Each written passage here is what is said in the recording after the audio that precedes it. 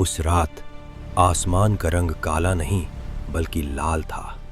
सूरज जल रहा था और मैं, मुगलों का वो सूबेदार जिसे अपनी ताकत पर गुमान था, अपने ही महल के तहखाने में एक चूहे की तरह छिपा बैठा था। मुझे गुस्सा इस बात का नहीं था कि शिवाजी मेरे शहर को लूट रहा था। मुझे गुस्सा खुद पर था, क्योंकि वो मराठा कोई जादूगर नहीं था जो हवा में उड़कर आया हो।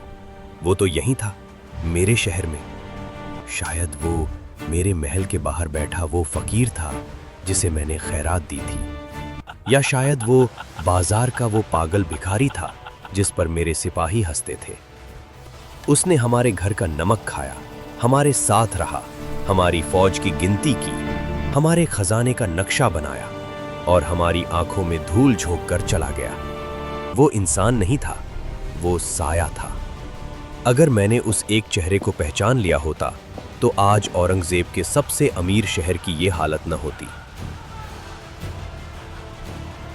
ये डर 1664 में भारत के सबसे शक्तिशाली साम्राज्य मुगलों के दिल में बैठा था।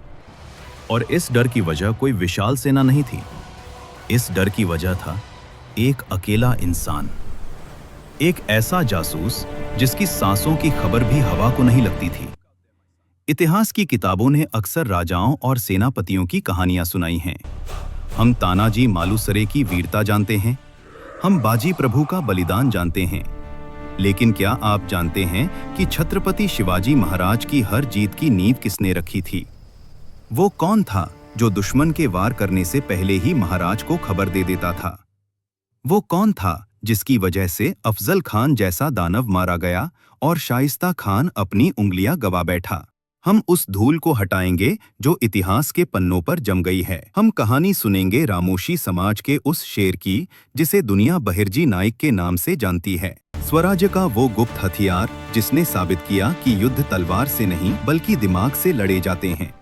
ये कहानी शुरू होती है 17वीं शताब्दी के उस दौर में जब स्वराज्य अभी सिर्फ एक सपना था। शाहजी राजे भोसले बैंगलोर में थे और बाल शिवाजी अपने पिता के साथ कुछ समय के लिए वहीं रुके थे। उस समय सह्याद्री के जंगलों पर एक विशेष समुदाय का राज था, रामोशी समाज।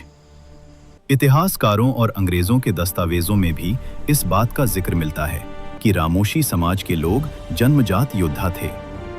जंगल का कोना कोना उनकी हथेली की लकीरों जैसा था। वे अंधेरे में देख सकते थे, मीलों तक बिना थके दौड़ सकते थे।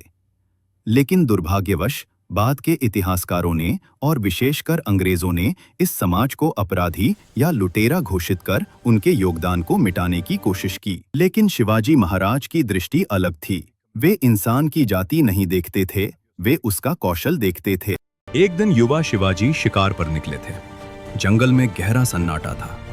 अचानक उन्हें एक मोर की आवाज सुनाई दी। फिर कुछ ही पल बाद उसी दिशा से एक शेर की दहाड़ आई। शिवाजी चौंक गए। मोर और शेर एक साथ? यह संभव नहीं था। वे दबे पांव उस दिशा में बढ़े। उन्होंने जो देखा उसने उन्हें हैरान कर दिया। वहां कोई जानवर नहीं था। वहां एक साधारण सा दिखने वाला युवक खड़ा था। पतला दुबला शरीर, लेकिन आंखों में एक शिकारी जैसी तीक्ष्णता। वो युवक अपने गले से जंगल के हर जानवर की हूबहू आवाज निकाल रहा था। वह कभी एक डरा हुआ हिरण बन जाता तो कभी हमला करने वाला भेड़िया। तुम्हारा नाम क्या है? बहिर्जी। तुम जानते हो, तुम्हारी ये कला सिर्फ मनोरंजन नहीं है, ये एक हथियार है। अगर तुम चाहो तो अपनी आवाज से दुश्मन को गलत रास्ते पर भेज सकते हो। उस दिन शिवाजी महाराज ने एक जौहरी की तरह उस हीरे को पहचान लिया था। उन्होंने समझ लिया था कि मुगलों और आदिल शाही के पास लाखों की फौज हो सकती है, लेकिन उनके पास बहिर्जी नहीं है। महाराज ने बहिर्जी से कहा, तलवार से हम 10 को मारेंगे, लेकिन अगर हमें यह पता चल जाए कि दुश्मन क्या सोच रहा है तो हम 10,000 को बिना लड़े हरा देंगे। और यहीं से शुरुआत हुई मराठा साम्राज्य के सबसे घातक विभाग की, the intelligence wing. Bahirji Naik सिर्फ एक जासूस नहीं थे, वे एक संस्था थे। उन्होंने महाराज के लिए एक ऐसा नेटवर्क खड़ा किया जो आज की मॉडर्न इंटेलिजेंस एजेंसियों के लिए भी एक केस स्टडी है। उन्होंने लगभग 3,000 से 4,000 जासूसों की एक फौज तैयार की, लेकिन यह फौज वर्दी नहीं पहनती थी। ये जासूस कौन थे? ये वो लोग थे जिन पर कोई शक नहीं करता था। मंदिर के बाहर बैठा भिखारी, दरबार में नाचने वाली नर्तकी, घोड़ों की मालिश करने वाला सेवक और बाजारों में घूमने वाला पागल। बहिर्जी का नेटवर्क बीजापुर से लेकर दिल्ली तक और सूरत से लेकर गोलकुंडा तक फैला हुआ था। उस जमाने में व्हाट्सएप या वायरलेस सेट नहीं थे, तो आखिर जानकारी इतनी तेजी से रायगढ़ कैसे पहुंचती थी? यहां बहिर्जी नायक की सांकेतिक भाषा कोड लैंग्वेज काम आती थी। अंग्रेजों और मुगलों के दस्तावेजों में यह जिक्र मिलता है कि मराठा जासूस एक अजीब तरह की भाषा बोलते थे जो संस्कृत और स्थानीय कोड्स का मिश्रण थी। उदाहरण के लिए, अगर किसी पहाड़ी पर दिन में 3 बार धुआं छोड़ा गया तो इसका मतलब है दुश्मन बड़ी तादाद में आ रहा है। अगर रात में ढोल की एक खास थाप बजी तो इसका मतलब है हमला अभी करना है। पक्षियों की विशेष आवाजें जंगल में छिपे मराठा सैनिकों के लिए सिग्नल का काम करती थीं। लेकिन इस विभाग में काम करना मौत के मुंह में हाथ डालने जैसा था। अनुशासन इतना सख्त था कि रूह कांप जाए। शिवाजी महाराज का नियम स्पष्ट था, एक सैनिक युद्ध में गलती करे तो उसे माफ किया जा सकता है, लेकिन एक जासूस की गलती माफी के लायक नहीं है। अगर किसी जासूस ने गलत जानकारी दी या बिना पुष्टि किए खबर पहुंचाई और उसकी वजह से स्वराज्य को नुकसान हुआ, तो उसकी सजा सिर्फ एक थी, कड़ेलोट। यानी उस जासूस को किले की सबसे ऊंची दीवार से नीचे गहरी खाई में फेंक दिया जाता था। बहिर्जी नायक अपने जासूसों से हमेशा कहते थे, तुम्हारी जुबान से निकला हर शब्द या तो स्वराज्य को बचाएगा या डुबो देगा।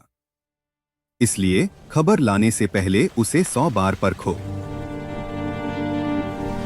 साल 1659 स्वराज्य पर अब तक का सबसे बड़ा संकट मंडरा रहा था। बीजापुर के सबसे क्रूर सेनापति अफजल खान ने कसम खाई थी कि वो शिवाजी को जिंदा या मुर्दा पकड़कर लाएगा। उसके साथ 40,000 की विशाल सेना थी, हाथी, घोड़े, तोपें। यह सेना चींटियों की तरह मराठा साम्राज्य को कुचलने आ रही थी। युद्ध के मैदान में अफजल खान को हराना नामुमकिन था, तो उसे कैसे हराया जाए? जवाब था बहिर्जी नायक का मनोवैज्ञानिक युद्ध, माइंड गेम। अफजल खान के प्रतापगढ़ पहुंचने से बहुत पहले बहिर्जी नायक के जासूस उसकी सेना में शामिल हो चुके थे। इतिहास के कुछ दिलचस्प किस्से बताते हैं कि कैसे बहिर्जी ने खान का मनोबल तोड़ा। कहा जाता है कि अफजल खान का पसंदीदा हाथी, जो उसका ध्वजवाहक था, अचानक मर गया। कुछ लोग इसे अपशकुन मानते थे, लेकिन जानकार कहते हैं कि यह बहिर्जी के नेटवर्क का काम था। पूरे कैंप में यह अफवाह फैला दी गई कि खान की हार निश्चित है, देवी भवानी शिवाजी के साथ हैं। मुगल और आदिल शाही सैनिक, जो बहुत अंधविश्वासी थे, युद्ध से पहले ही मानसिक रूप से हारने लगे। सबसे महत्वपूर्ण जानकारी जो बहिर्जी ने दी वो यह थी कि खान शिवाजी महाराज को मारने के लिए धोखा देगा। बहिर्जी ने महाराज को बताया, खान आपको गले लगाने के बहाने अपनी बाहों में जकड़कर मार डालेगा। उसने यह चाल पहले भी कई राजाओं के साथ चली है।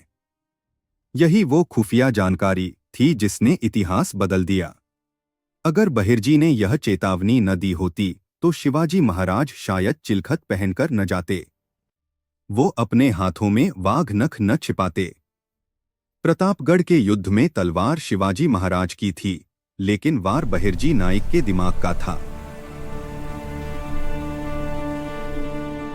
अब आते हैं उस घटना पर जिसने औरंगजेब को हिलाकर रख दिया, सूरत की लूट। उस समय स्वराज्य को एक बड़ी सेना बनाने के लिए धन की आवश्यकता थी, और धन कहाँ था? सूरत में। सूरत मुगलों का खजाना था, जहां दुनिया भर का सोना बरसता था। लेकिन सूरत रायगढ़ से 300 किलोमीटर दूर था। बीच में मुगलों के कई थाने थे। सूरत में हजारों की फौज थी। वहां पहुंचना मौत को दावत देना था। शिवाजी महाराज ने यह जिम्मेदारी फिर उसी शख्स को दी, बहिर्जी नायक। हमले से कई हफ्ते पहले बहिर्जी नायक सूरत पहुंच गए। उन्होंने एक पागल भिखारी का वेश धारण किया। वे सूबेदार इनायत खान के महल के बाहर बैठते। जो सिपाही उन्हें लात मारते वे उन्हीं सिपाहियों की गिनती करते। उन्होंने अपनी आंखों को कैमरा बना लिया था। उन्होंने शहर का एक मानसिक नक्शा तैयार किया। किस व्यापारी के घर में कितना सोना है, कौन सा रास्ता भागने के लिए सबसे सुरक्षित है, अंग्रेजों और डच की फैक्ट्रियां कहां हैं, क्योंकि महाराज उनसे उलझना नहीं चाहते थे। जब शिवाजी महाराज अपनी सेना के साथ सूरत पहुंचे तो उन्हें शहर में भटकना नहीं पड़ा। बहिर्जी उनके जीपीएस थे।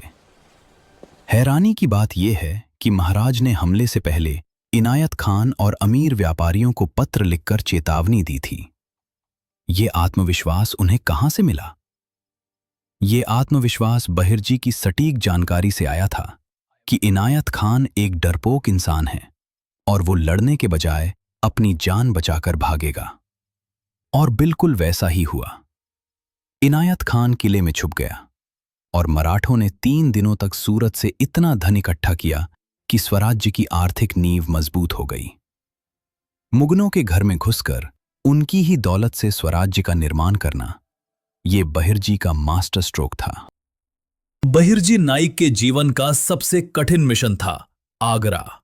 जब शिवाजी महाराज औरंगजेब के बुलावे पर आगरा गए तो उन्हें कैद कर लिया गया। मौत उनके सिर पर नाच रही थी।